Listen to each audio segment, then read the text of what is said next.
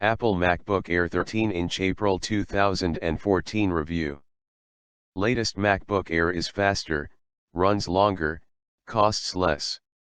While the lower price is a plus, the lack of significant performance improvement and the static physical design remind us that the Air is overdue for a more radical overhaul.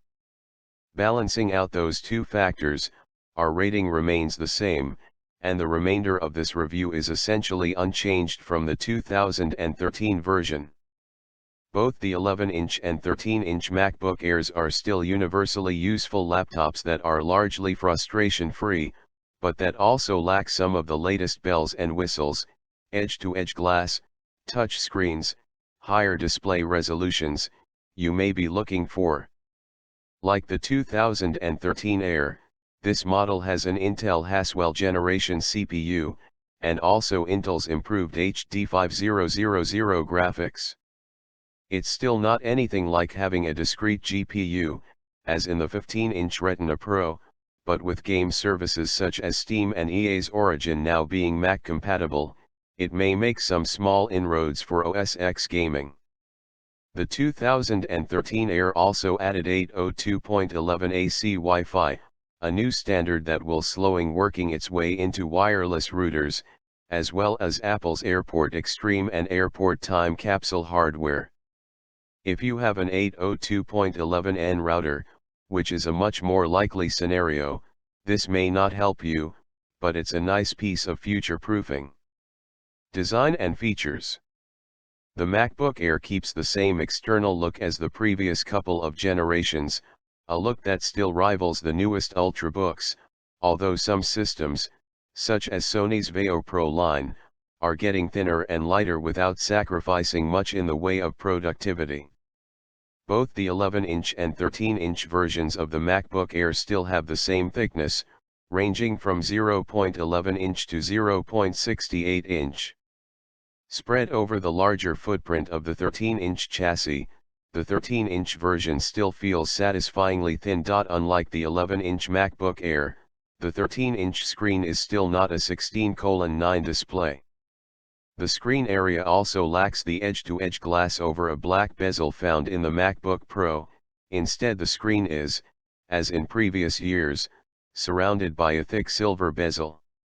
On the positive side, the native resolution of the display is 1,440 x 900 pixels, which is slightly better than the 1,366 x 768 you find in many 13-inch laptops, although even mid-priced models are quickly switching over to 1,600 x 900 or even 1,920 x 1,080, and premium systems are adding higher than HD displays. Connections, performance, and battery. The ports and connections remain unchanged on this version of the MacBook Air.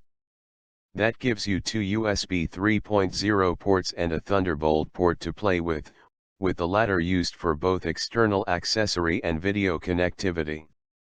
The faster 802.11 AC Wi-Fi will play nice with Apple's own upcoming new Airport Extreme and Airport Time Capsule hardware, but I suspect you're still working off an 802.11n router.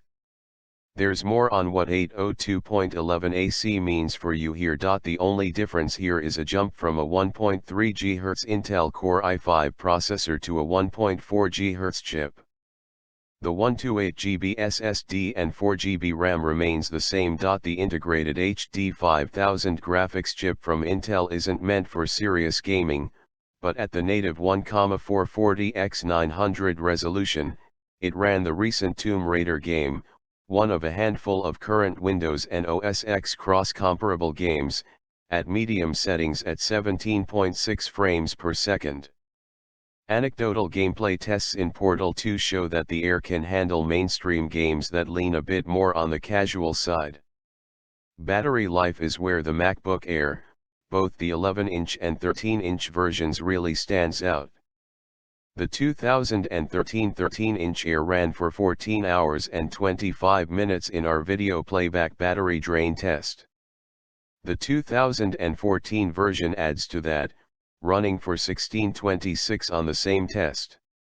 Note that our test involves offline video playback such as one might do on an airplane trip, which has become easier for laptops over the past few years. But even if you're online heavy, multitasking workday cuts battery life in half, you're still looking at a truly all-day laptop. Conclusion: the overly familiar design and lack of trendy new features, touch screens, higher res displays, NFC make it hard to get particularly excited about this very minor update. If you have a recent Air, there's certainly no need to update. But, the $100 price cut, which brings us down below that very important $1,000 barrier before sales tax, at least is a big move, and will put the Air more within reach for some. Even without the small performance upgrade and price cut, I'd still be hard-pressed to think of a single competitor that comes close to the ubiquitous usefulness of this system.